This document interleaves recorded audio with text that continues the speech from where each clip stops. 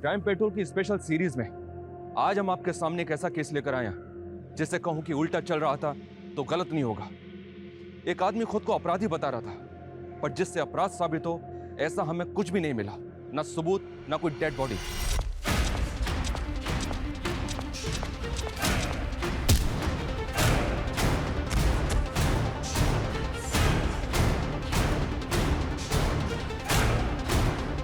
इस केस में हमारे सामने जुर्म से पहले यह पता लगाने की चुनौती थी कि यह केवल अवधारणा है या सच, जुर्म हुआ भी है या सिर्फ भ्रम है।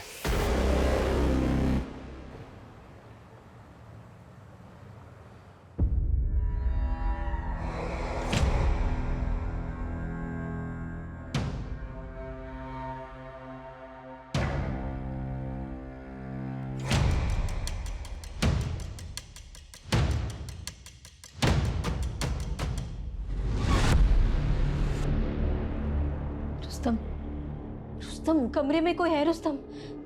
अरे क्या? मुझे आवाज आई है किसी की, मैंने महसूस किया है। नादिया कौन है यहाँ? कोई भी तो नहीं है। मैं बोल रही हूँ ना, मुझे महसूस हुआ है, तुम उठ के देखो ना। देखता हूँ।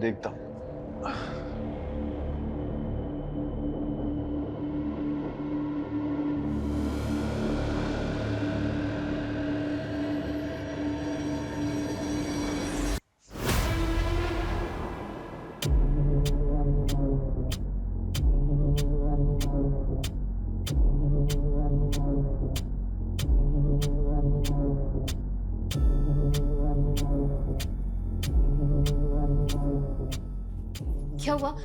कोई था क्या? अरे है तो कोई नहीं, लेकिन मेन डोर खुला हुआ है और करीम भी अपने रूम में नहीं है। पता नहीं कहाँ चला गया। नादिया मैं उसे ढूंढ के लाता हूँ। अरे सुनो,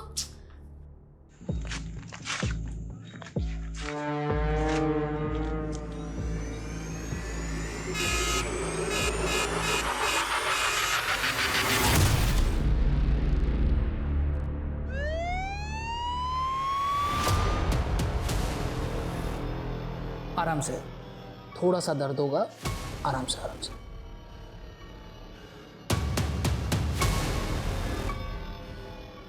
डॉक्टर साहब ये मेरा भाई नहीं है, मेरे बेटे की तरह है।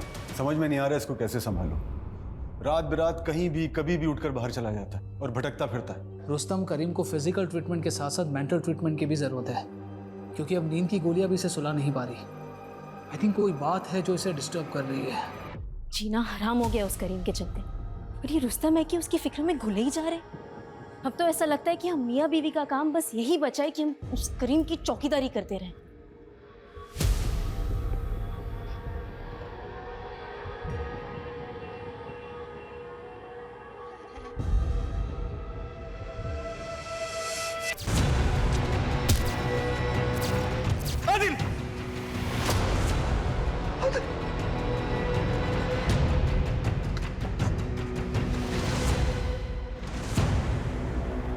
भाई आज जो सुमित सर ने बजाई है ना अनमोल की, यार मजा ही आ गया भाई। तेरी वाली आ गई। अरे क्या है इसकी वाली? हमारा शरीफ सरल का कुछ बोल तो पाता नहीं है। चुप ना।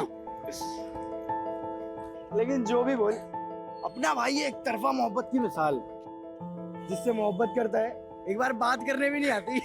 अबे ओ, वो तो पढ़ाई चल रही है, वरना 2 मिनट लगेगा इसे सेट करने में। हाँ तो तू जो बोलेगा ना वो हार जाएंगे हम, बस तू करके दिखा। तो ठीक है, अगले 2 दिन में ये लड़की तुम्हारे भाई के बगल में होगी, देख लेना। आदिल, हाँ यह है तेरी ट्यूशन? अबू वो बहुत आशिकी चढ़ी है। चल घर चल, मैं आशिकी निकालता हूँ। अबू चलो। अबू अगर इस बार डिग्री नहीं मिली तो अपने हाथों से गला दबाऊंगा तेरा। ये क्या कर रहे हैं आप? ऐसे कोई जवान बेटे पे हाथ उठाता है क्या? ऐसा कुछ भी नहीं करेगा ये इस बार फेल नहीं होगा। मैं कह रही हूँ ना, माफी मांगना अपने अब्बू से, माफी मांग। अबू हमें माफ कर दीजिए, आइंदा ऐसा नहीं होगा। ऐसा वैसा नहीं, कैसा भी नहीं होना चाहिए। मैं तो यही मैयत गाड़ूंगा तेरी, समझा? ऐसा कुछ भी नहीं करेगा ये। तू जा अपने कमरे में जा और पढ़ाई कर, जा। लगता है इसके अब्बू ने अच्छे से श्रृंगार करके भेजा इसको। नहीं रोशन, लगता है उनको बहू पसंद नहीं आई। नहीं यार, वो तो सिर्फ एक जरिया है। असल गुस्सा तो उन्हें मेरे खराब रिजल्ट पे आया है। 3 साल से डिग्री अटकी हुई है, उसी का बदला लिया है। तो आदिल डिग्री क्लियर कर, नहीं तो जिस हिसाब से भड़ास उतरी है ना, अगली बार उतरी ना तो टिकट कट जाएगा तेरा। वही सोच रहा हूँ यार, क्या करूं। यस, आ गया आइडिया। मायरा पढ़ाएगी अब मुझे। भाई इसका इश्क का भूत अभी भी नहीं उतर रहा भाई। अरे अभी भी ख्वाब देख रहा है उसके यार ये। उतरेगा जब इसका बाप इसके ख्वाबों में घुस के इसकी चमड़ी उधेड़ेगा ना, तब सारा भूत उतरेगा। देखो, जो भी करना है करने दो, मुझे रोक नहीं पाएंगे। अभी ये देखो अपना कारनामा, ये देखा। कब से इंतजार था इस मंजर का। अब जो कुटाई होगी ना, काबिले तारीफ होगी। अबे रोशन, क्या तकलीफ है तेरी? क्यों मनहूसियत फैलाता रहता? हाय मायरा, 1 मिनट बात कर सकता हूँ? बोलो। मायरा, तुम मुझे केमिस्ट्री पढ़ाने में थोड़ी हेल्प कर सकती हो? अरे पर मैं तो खुद ही स्टूडेंट हूँ, तुम्हें क्या ही सिखा सकती हूँ। मायरा, तुम तो टॉपर हो, मुझ जैसे बैक बेंचर को तो पढ़ा ही सकती हो। तुमने वो सुना है कि ज्ञान बांटने से बढ़ता है? देखो, तुम मुझ जैसे गरीब की हेल्प कर दोगी तो तुम्हारा भी रिवीजन हो जाएगा ना। प्लीज मायरा। अच्छा ठीक है, कल कॉलेज के बाद से शुरू करते हैं। चलेगा, थैंक यू।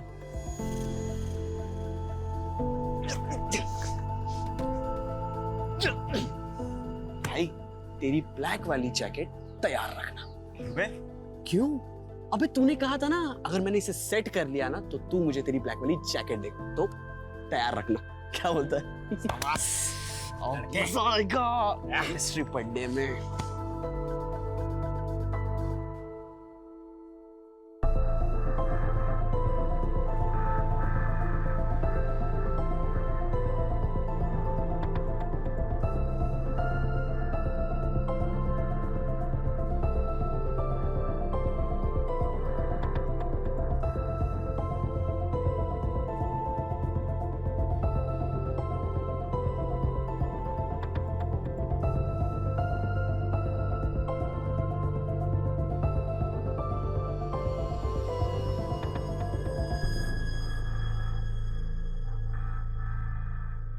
देखिए, आदिल अब बच्चा नहीं रहा, अब उसके साथ इतनी सख्ती से क्यों पेश आते हैं? उसके अच्छे के लिए, ताकि वो सही रास्ते पे रहे।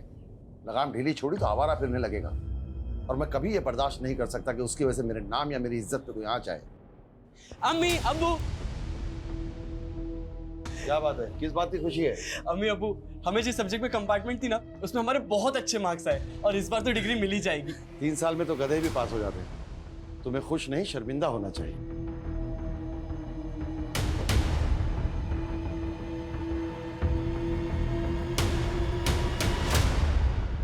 दिन भर अब्बू के ताने सुन सुन के हमें खुद से नफरत होने लगी है। लेकिन आज दुख का नहीं, खुश होने का दिन है। लकी डे है मेरा।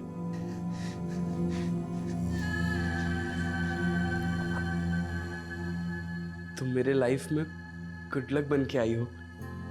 मैं तुम्हें अपने से दूर नहीं होने दूंगा। बहुत जल्दी ही मैं तुम्हें अपने दिल की बात बताऊंगा, प्रपोज करूंगा।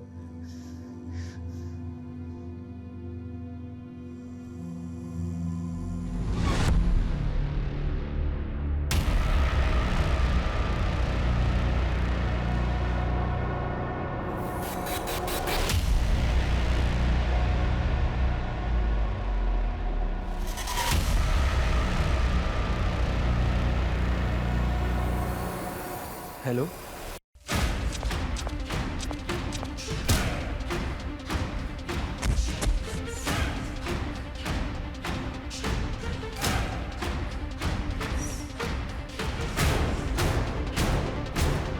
आदिल!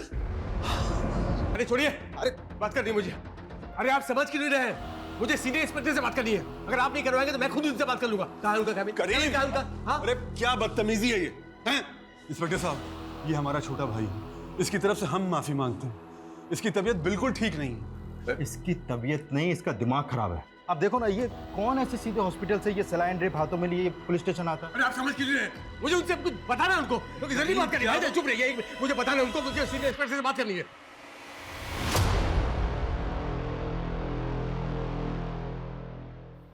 हाँ बोलो। सर, मुझे कुछ कन्फेस करना है। मैंने 21 साल पहले अपने दोस्त का मर्डर किया था। What? तुमने 21 साल पहले अपने दोस्त का मर्डर किया था? तुम ये बताने के लिए आए हो? हाँ, यही बोला मैंने। आप मेरी बात को रिपीट क्यों कर रहे हैं सर? आप मेरी बात समझ नहीं रही। शांत हो जाओ, शांत हो जाओ। आप बैठो, बैठो इधर, बैठाइए इसे, बैठाइए। हाँ बैठ जाओ, बैठो करीम, बैठो। ये लो, पानी पियो। पानी पी लो बेटा। सर, इसकी फैमिली ने बताया कि इसकी दिमागी हालत बिल्कुल ठीक नहीं है। एक काम करते हैं, इसकी तसल्ली के लिए इसकी रिपोर्ट लिख लेते हैं और फिर इसको वापस हॉस्पिटल भेज देते हैं ताकि इसका इलाज हो पाए। मुझे भी ऐसे ही लग रहा है, पर फिर भी हम इसकी बातों को इग्नोर नहीं कर सकते कुमार। एक बार बात करते हैं, देखते हैं और क्या कहानी सुनाता है।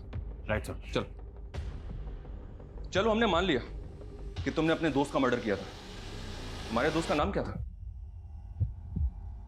आदिल।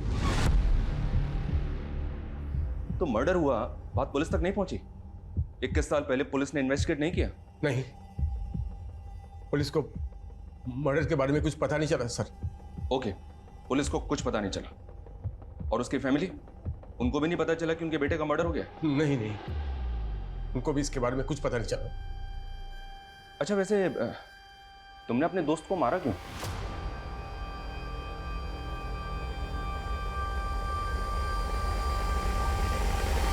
सर, ये कुछ भी बोल रहा है। 21 साल पहले एक आदमी गायब हो गया, उसका मर्डर हो गया, इसके बारे में ना तो पुलिस वालों को पता चला और ना ही उसकी फैमिली को। और जब इससे पूछा जा रहा है कि इसने क्यों मारा तो उसके पास कोई जवाब ही नहीं है। सर, ये हमारा समय बर्बाद कर रहा है और कुछ नहीं। नहीं नहीं सर, मैं सच बोल रहा हूँ सर। मैं नहीं मारा आदिल को। नहीं, मैं बोल रहा हूँ। चुप, बिल्कुल चुप, बिल्कुल चुप। सर, ये अपने होशो आवाज खो चुका है सर। इसको तो ये भी नहीं पता है कि ये कह क्या रहा है। आप तो इसके बड़े भाई हैं ना? जी। आप जानते किसी आदिल को जो इसका दोस्त था?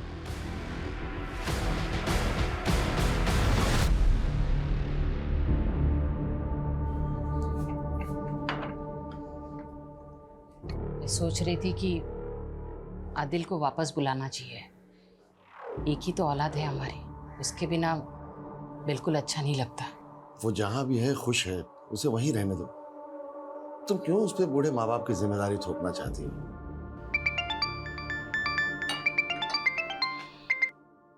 हेलो, कौन? क्या? जी जी जी, मैं आ रहा हूँ, मैं आ रहा हूँ।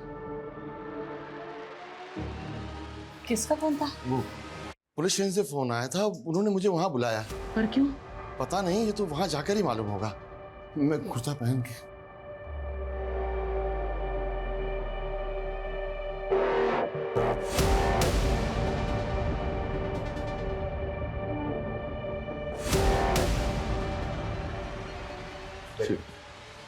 आदा। जी आइए जमल साहब, बैठिए। जी शुक्रिया। कैसे हैं आप? जी मैं क्या बात है, क्यों बुलाया आपने मुझे? जमाल साहब, दरअसल आपके बेटे आदिल के बारे में कुछ बात करनी है आपसे। आदिल के बारे में? क्यों, क्या हुआ? वो ठीक तो है ना? हाँ वो ठीक है, आप प्लीज घबराइए मत। रूटीन इंक्वायरी और कुछ नहीं। ओके, आदिल कहाँ है आजकल? बेंगलुरु में। लेकिन आप ये सब क्यों पूछ रहे हैं? उसका नंबर दे सकते हैं आप? हाँ जी, हाँ हाँ प्लीज। जी ये अब सर, माजरा क्या है? हाँ जमाल साहब, बताया ना आपको, रूटीन इंक्वायरी और कुछ नहीं। नहीं सर, फोन नहीं उठा रहा हो। सर वो ऑफिस में होगा, लेकिन बताइए ना सर, क्या बात है? जमाल साहब आप प्लीज, आप बिल्कुल मत घबराइए, वो एकदम ठीक है। अभी आप जा सकते हैं।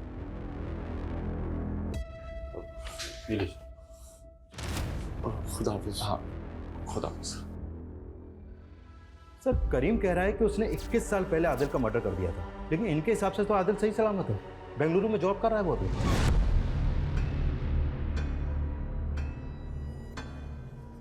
ये तो समझ नहीं आ रहा कुमार कि ये करीम एक ऐसे आदमी का मर्डर जबरदस्ती कबूल रहा है जो शायद कभी हुआ ही नहीं है।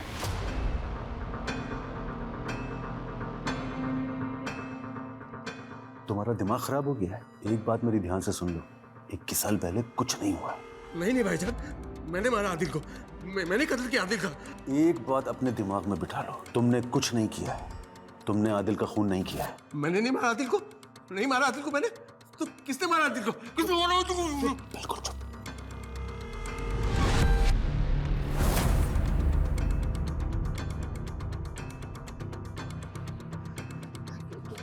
क्या हुआ? क्यों बुलाया था पुलिस वाले ने? कुछ नहीं, ऐसे ही रूटीन पूछताछ के लिए बुलाया था। आदिल के बारे में पूछ रहे थे।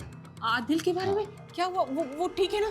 मैं एक काम करती हूँ, उसे फोन करके पूछती हूँ वो ठीक है कि नहीं। कोई जरूरत नहीं है, बहाना रूटीन पूछताछ के लिए बुलाया था। अब पुलिस उसे फोन करके परेशान कर रही होगी, अब तुम परेशान करोगी। कोई जरूरत नहीं है उसे तंग करने की। माँ के दिल को तसल्ली मिल जाती है अगर उसका बेटा ठीक हो तो। सबसे पता चला है इस्माइल बेंगलुरु गया है, मेरा दिल ही घबरा रहा है। अब तो जानते हैं ना उसकी नीयत कैसी है। आंटी, आपके हाथ के सेवइयों का जवाब नहीं। भुक्कड़, मुझे पता है तुझे और चाहिए। हाँ, टेंशन मत ले। होशियारी करेगा तू मेरे साथ? हाँ, साइन करेगा कि नहीं बोल? ज्यादा शानपत्ती नहीं करना, समझा? मैं बोल रहा हूँ, समझा? एक मिनट, कौन हो तुम?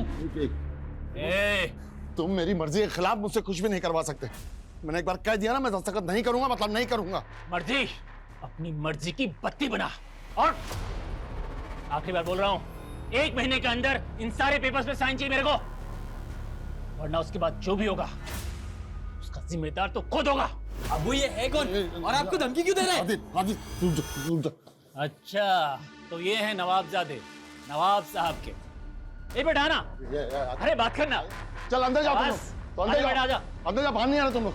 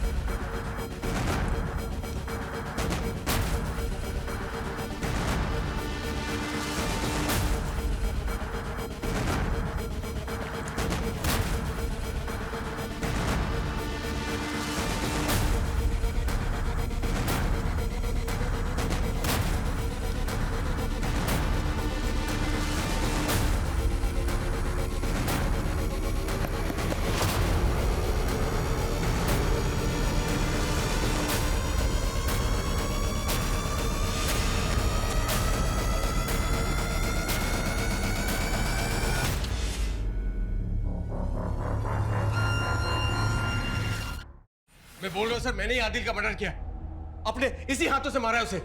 आप मेरी बात का विश्वास क्यों नहीं कर रहे? आप मुझे अरेस्ट क्यों नहीं कर रहे सर? करीम, जो मर्डर तुमने 21 साल पहले किया था, आज क्यों कन्फेस कर रहे हो उसे? रीजन क्या है? नींद नहीं आती मुझे सर। वो आदिल मुझे सोने नहीं देता। जिंदा मुर्दा 24 घंटों मेरी आंखों के सामने रहता है सर। आदिल जिंदा है, उसे कुछ नहीं हुआ है, वो ठीक है एकदम। बेंगलुरु में है। नहीं सर, बेंगलुरु नहीं, वो यहाँ आदर्श नगर में है। 21 साल पहले मैंने खुद उसकी लाश को अपने हाथों से दफनाया था।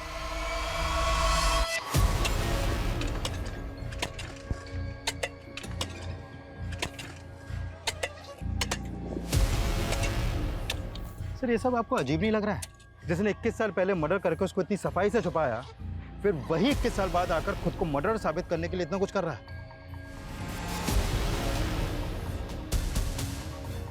एक मिनट रुको,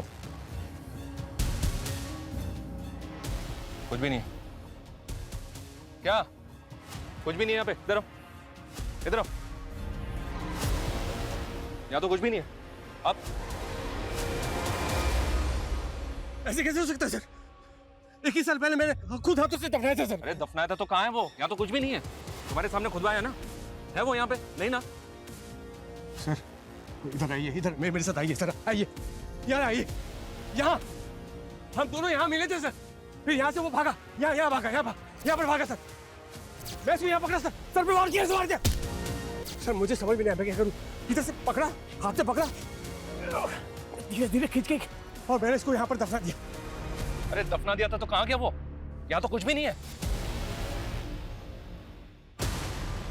अच्छा चलो ठीक है, हम मान लेते हैं कि तुमने उसको मार के यहाँ पे दफना दिया, तो तुमने उसको मारा क्यों? मोटिव क्या था तुम्हारा? बोलो, क्या मोटिव था तुम्हारा?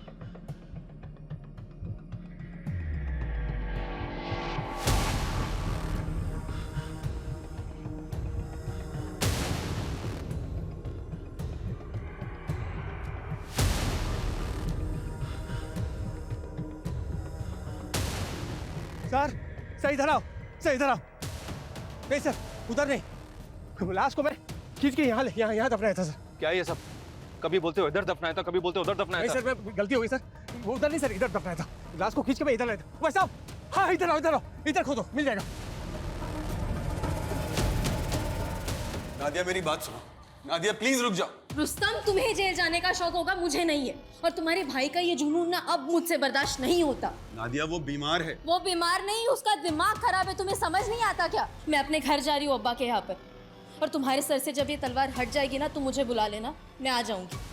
नादिया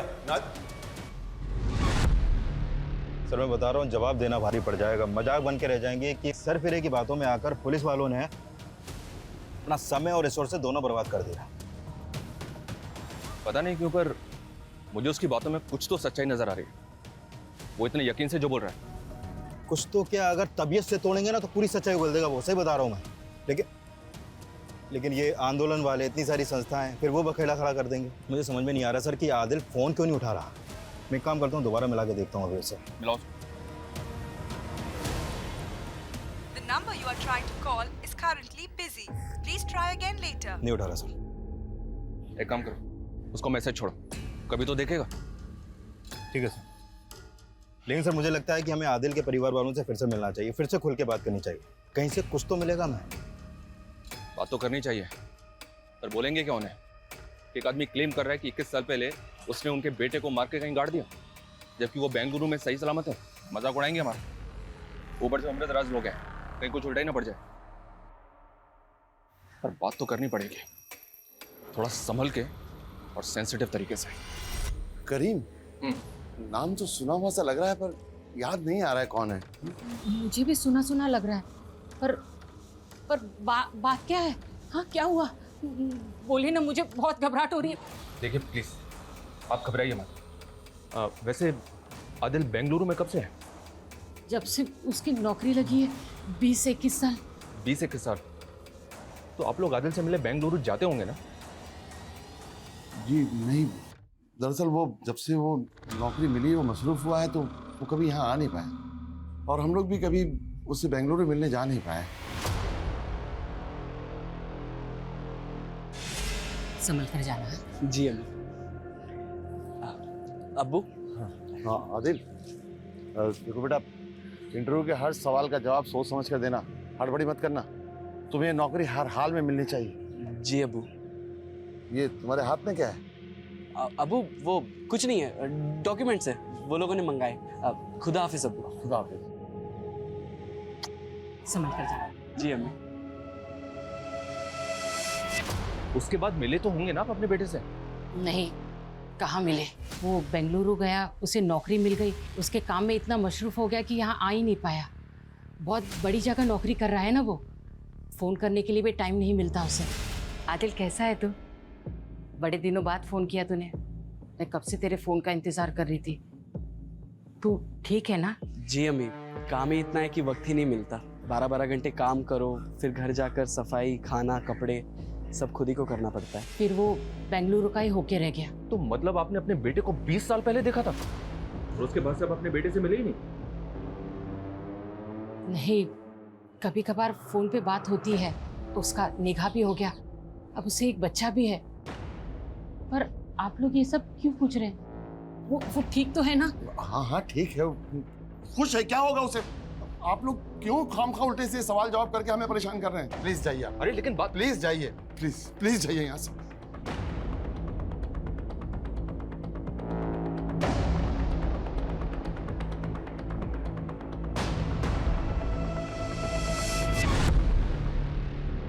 सर, आदिल के फादर ने जो नंबर दिया था उस पर कांटेक्ट करने की कोशिश कर रहा था, लेकिन कांटेक्ट हो नहीं पा रहा। फिर मैंने अपनी टीम को उसके डिटेल्स निकालने के लिए बोल दिया। बहुत जल्द उसके डिटेल्स अपने पास होगी सर। लेकिन सर, मुझे आदिल के माँ बाप की ऐसी हालत देखकर बड़ा बुरा लगा। मतलब एक बच्चे का अपने माँ बाप को 21 साल पहले ऐसे किनारा कर देना, इतना अजीब केस मैंने अपने करियर में कभी नहीं देखा सर। अच्छा, हेलो, क्या? ठीक है सर, आदिल के फादर ने आदिल का जो बेंगलुरु वाला नंबर दिया था वो आदिल के नाम पे नहीं, बल्कि किसी रूपक चौधरी के नाम पे रजिस्टर्ड है। मतलब वो किसी और का नंबर है? तो फिर उनकी आदिल से इस नंबर पर कैसे बात होती है? और सर, ये नंबर पिछले 5 सालों से रूपक चौधरी के नाम पे रजिस्टर्ड है। आदिल के नाम पे कुछ था ही नहीं सर। और उनका तो कहना है कि उनकी हर दूसरे दिन आदिल से फोन पे बात होती है। आखिर कौन है जो हमें गुमराह कर रहा है, जमाल या करीम, या फिर दोनों? पर क्यों? और ये आदिल है कहाँ? तो हो सकता है आदिल जिस तरह से 21 साल पहले अपने माँ बाप को छोड़ के गया, एक बार भी मिलने नहीं आया उनसे, तो शायद फोन पे भी बात नहीं होती होगी। लेकिन उसके माँ बाप बेचारे ये सदमा सह नहीं पाए और ये भ्रम पाल के बैठे हैं कि उनके बेटे से हर दूसरे दिन बात होती है। जो भी है पता तो करना होगा। और 21 साल पहले ही सही, आदिल का कोई तो बेस्ट फ्रेंड होगा जो शायद आज भी उसके साथ टच में हो, और वो जानता हो कि आदिल कहाँ है। और ये भी पता करो कि आदिल के अपने माँ बाप के साथ रिलेशन कैसे थे। आखिर ऐसा क्या हुआ था कि जो नौकरी लगने के 21 साल बाद भी एक बेटे ने अपने माँ बाप की खबर तक नहीं ली?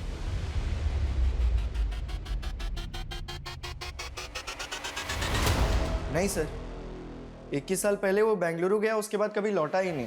तो तुमने 21 साल में उससे मिलने की कभी कोशिश नहीं की? अंकल आंटी ने उसका नया बेंगलुरु का नंबर दिया था, पर वो रॉन्ग निकला। मैंने कई सोशल मीडिया पे भी उसे ढूंढने की कोशिश की, पर वो कहीं मिला नहीं। तुम आदिल के दोस्त करीम को जानते हो? नहीं। अच्छा, बेंगलुरु जाने से पहले आदिल के साथ क्या कुछ ऐसा हुआ था जिसकी वजह से वो सबके साथ कांटेक्ट तोड़ सकता है? हाँ। Myra, I love you. क्या है आदिल? मायरा, ये क्या कर रही हो? तुम्हें पता है तुम मेरे लिए बहुत लकी हो। तुम मिली, मुझे डिग्री मिल गई। आदिल क्या बकवास कर रहे हो तुम? बकवास? मायरा, मायरा मैं तुम्हें अपनी फीलिंग बता रहा हूँ, तुम मेरे दिल को। Shut up Adil. ओ भाई, दूर रहो मुझसे, और खबरदार अगर मुझसे कांटेक्ट करने की भी कोशिश की तो।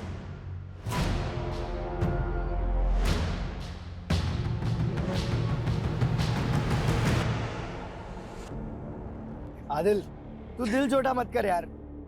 सिर्फ मायरा ही थोड़ी है दुनिया में। चल दूसरी लड़की पटाएंगे, चल आजा चल। यार धोया यार लड़की ने यार। मनूस, ये सब तेरी इस मनूस जैकेट की वजह से हुआ है।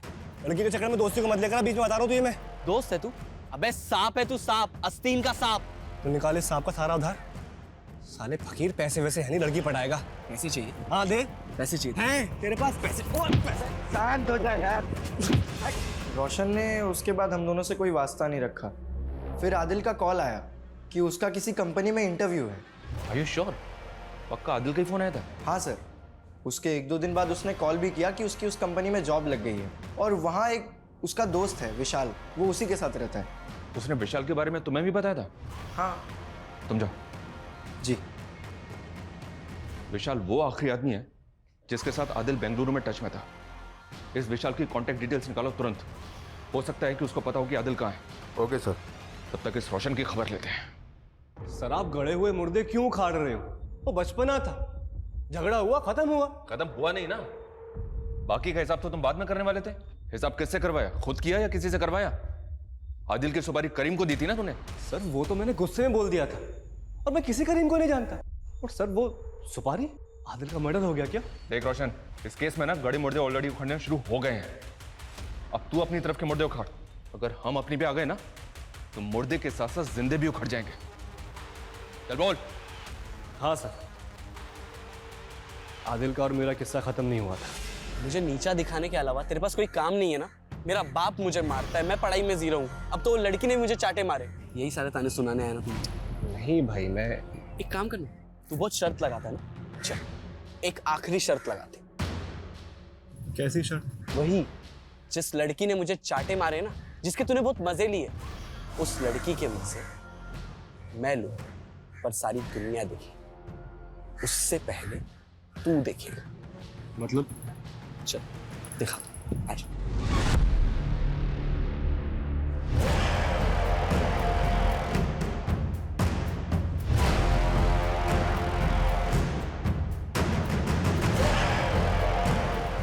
ओए कौन है बे तू?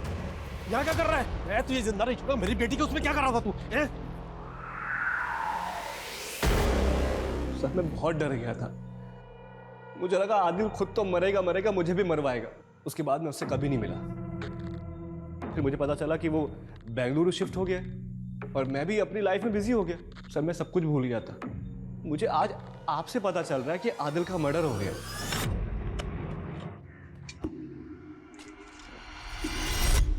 सर हो सकता है माहिरा के फादर ने आदिल के साथ कुछ किया हो जिसकी वजह से वो आज तक गायब है।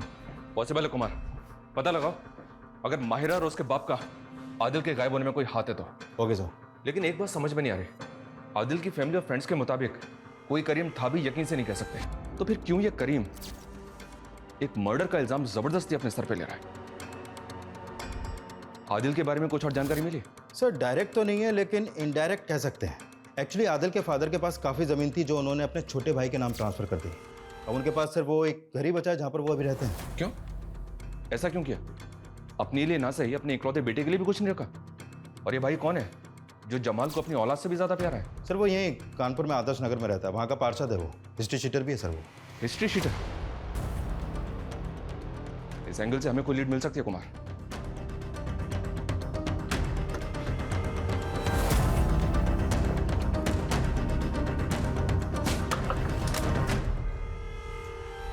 इस्माइल जी।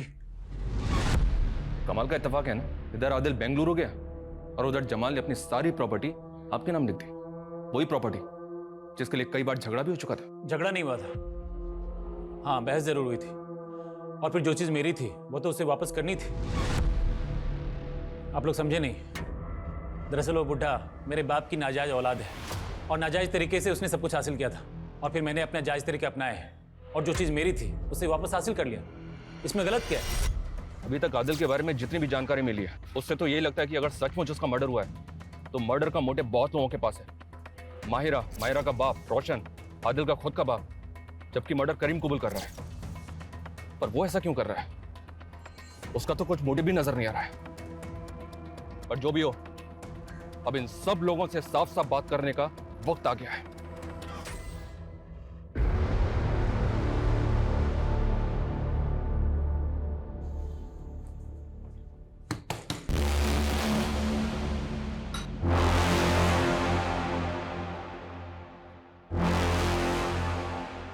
आप फिर आगे हमें परेशान करने, आखिर माजरा क्या है? हालत देखिए हमारी, परेशान लोगों को परेशान करने में मजा आता है। आपने आखिरी बार अपने बेटे को कब देखा था? वो जब वो इंटरव्यू के लिए जब वो गया था। उसकी कंपनी का नाम क्या है?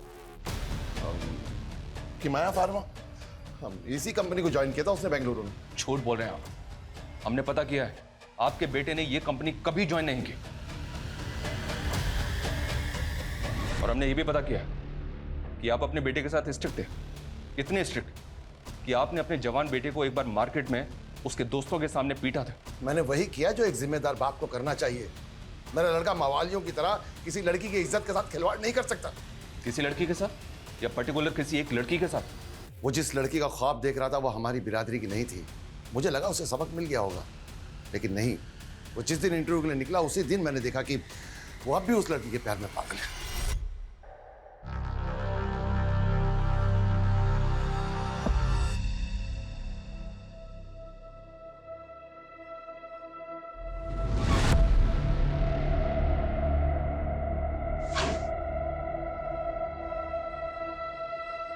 क्या आपको कुछ चाहिए क्या? क्या हुआ? ये क्या है? लो देखो, लव लेटर लिखा है तुम्हारे शहजादे ने, और वो भी उसी लड़की को जिसके लिए मैंने मना किया था कि हमारी बिरादरी की नहीं है। आने दो आज उसे, ऐसा सबक सिखाऊंगा कि आशिकी जिंदगी भर सर पे से उतर जाएगी। वो उस दिन ऐसा गया कि वापस ही नहीं लौटा। तो और क्या करता वो? कभी आपने उसे अपनी मर्जी से सांस तक लेने नहीं दी, इसलिए जैसे ही आजाद हुआ ना, उसने हमसे रिश्ते नाते सब तोड़ दिए और बेंगलुरु में अपनी नई दुनिया बना ली। अच्छा ही हुआ। कम से कम कोई तो खुश है।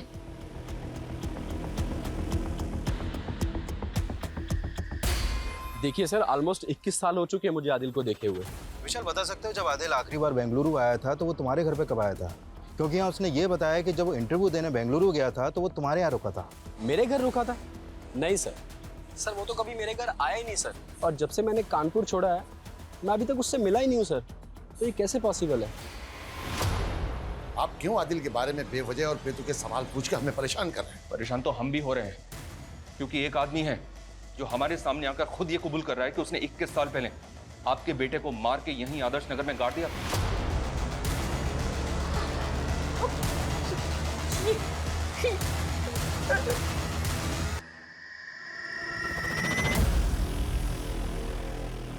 नहीं नहीं, ये झूठ है, ऐसा नहीं हो सकता।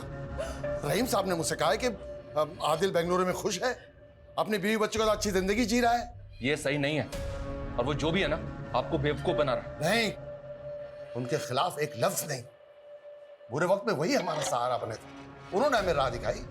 नहीं तो 21 साल तक हम दोनों का आदिल के बगैर गुजारना नामुमकिन था। ऐसी कौन सी राह दिखाई उन्होंने आपको, और उनका क्या कहना है इस बारे में? उन्होंने मुझे यकीन दिलाया कि आदिल सही सलामत है। माशाअल्लाह, आदिल कितना खुश है। कैसी खानदानी खूबसूरत बीवी मिली है उसे, और आदिल का बेटा हूबहू आदिल के ही जैसा है। पर आज भी वो आपसे नाराज है। अगर फिर उसकी जिंदगी में आप आए तो उसकी खुशियों में खलल पैदा होगा। वो जहां है उसे वहीं रहने दो।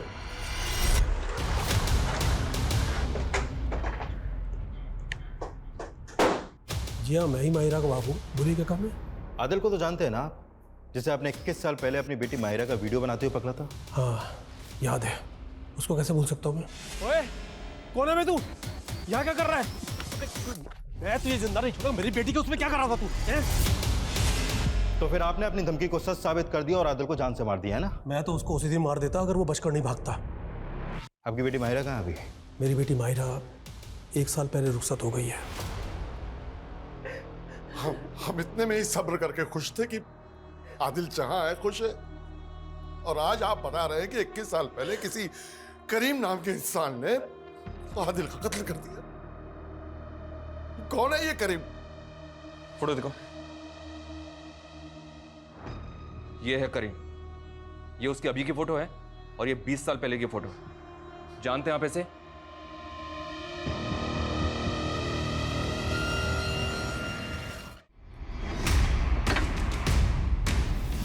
आई, हटो पीछे।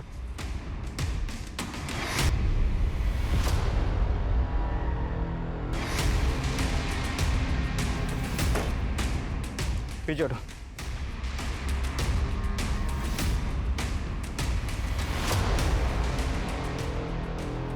सर ये कंकाल,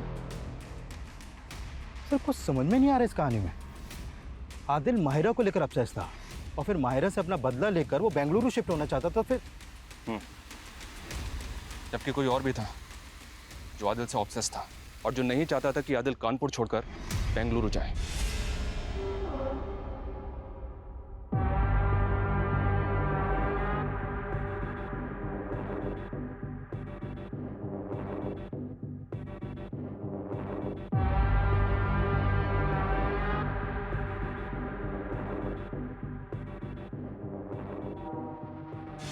इक्कीस साल पहले उस दिन करीम ने आदिल को यहीं बुलाया था। बैंगलोर? तू मुझे छोड़ के बैंगलोर जा रहा है? और हमारा रिश्ता? रिश्ता? कौन सी दुनिया में है तू? देख, जो था वो यहीं तक था, और इसके आगे कुछ नहीं होगा। और तू जानता नहीं है मेरे अब्बू को? मुझसे प्यार करने से पहले अपने अब्बू की याद नहीं आई? देख करीम, जज्बाती मत हो और गले मत पड़। तुझे भी पता है मुझे लड़का लड़की दोनों में इंटरेस्ट है, लेकिन आज न कल मुझे भी तो घर बसाना है, शादी करनी है। तुझे भी पहले से पता है कि मेरा इंटरेस्ट सिर्फ तुझ में। मैं प्यार करता हूँ तुझसे। छोड़ यार। लेकिन अब प्यार से ज्यादा ना नफरत है तुझसे। तो अच्छी बात है ना, तुझे भूलने में आसानी होगी। यार करीम, मैं जा रहा हूँ। कहाँ जा रहा है तू? तू मुझे छोड़ के जाएगा? तू मुझे छोड़ के जाएगा? जा। करीम, आदिल रुक। उस रात करीम आदिल को मारने का सोच कर ही आया था। अपने प्लान को अंजाम देने के बाद आदिल के अम्मी और अब्बू और आदिल के दोस्तों को जो कॉल्स गए थे आदिल की तरफ से, वो सारे कॉल्स करीम ने किए थे। उसने सबको विश्वास दिला दिया था कि आदिल बेंगलुरु की एक बड़ी कंपनी में जॉब कर रहा है और सब ठीक है।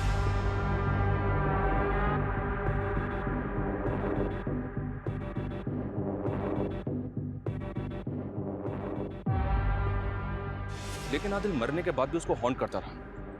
आइडेंटिटी क्राइसिस, डिप्रेशन, गिल्ट और डर, इन सब ने मिलकर करीम को दिमागी रूप से इतना बीमार कर दिया कि उसको हर जगह आदिल ही दिखाई देने लगा। करीम का जुर्म उसे सताने लगा, और वो भी इतना कि जो जुर्म उसने 21 साल पहले किया था, 21 साल बाद उसी जुर्म को उसने खुद सामने से आकर कबूल किया।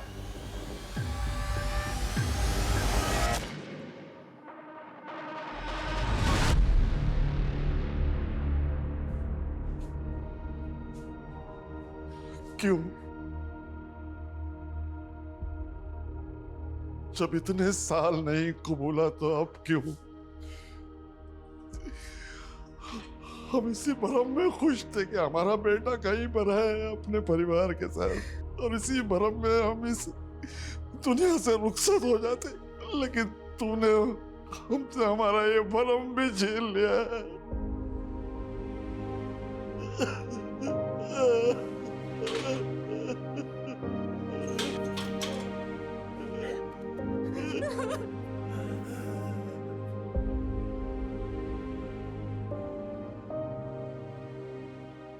करीम के छलावे और काजी के बहकावे के बावजूद आदिल के माता पिता को यह एहसास था कि उनका बेटा अब इस दुनिया में नहीं है, पर फिर भी उन्होंने इस झूठ और इस पर भ्रम पैदा करने वाली कहानी पर विश्वास किया, क्योंकि भ्रम ही सही, पर यह उनको जिंदा रहने में मदद दे रहा था।